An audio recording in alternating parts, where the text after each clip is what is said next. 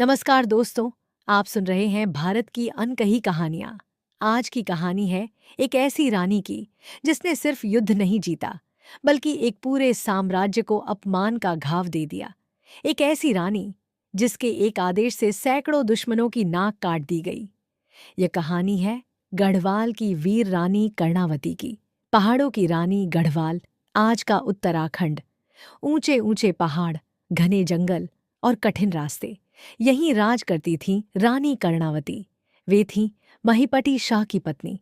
लेकिन जब राजा की मृत्यु हो गई तो राज्य की जिम्मेदारी आ गई एक माँ और एक रानी पर। उनका बेटा छोटा था, लेकिन रानी का हौसला बड़ा था।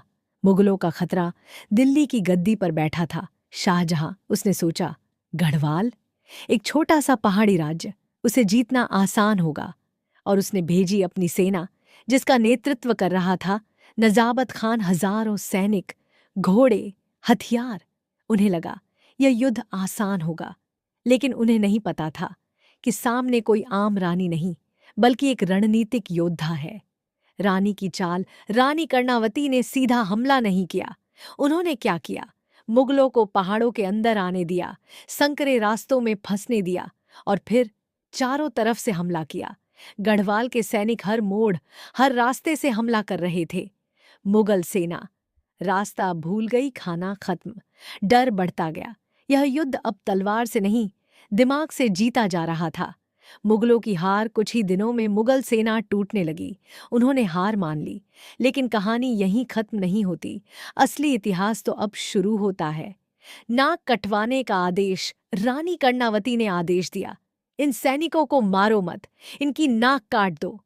सैकड़ों सैनिकों की नाक काट दी गई और उन्हें वापस भेज दिया गया दिल्ली। यह सिर्फ सजा नहीं थी, यह था संदेश। दिल्ली में सन्नाटा। जब ये सैनिक दरबार में पहुंचे, नाक कटी हुई, तो पूरा दरबार सन्न रह गया। शाहजहां भी समझ गया, गढ़वाल को जीतना आसान नहीं। और उस दिन से रानी कर्णावती का नाम पड़ा, नाक कटी रानी।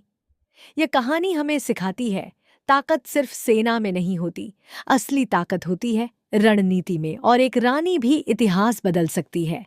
गढ़वाल की पहाड़ियों में आज भी उस जीत की गूंज है, एक रानी की जिसने मुगलों को हराया ही नहीं, उन्हें शर्मिंदा कर दिया।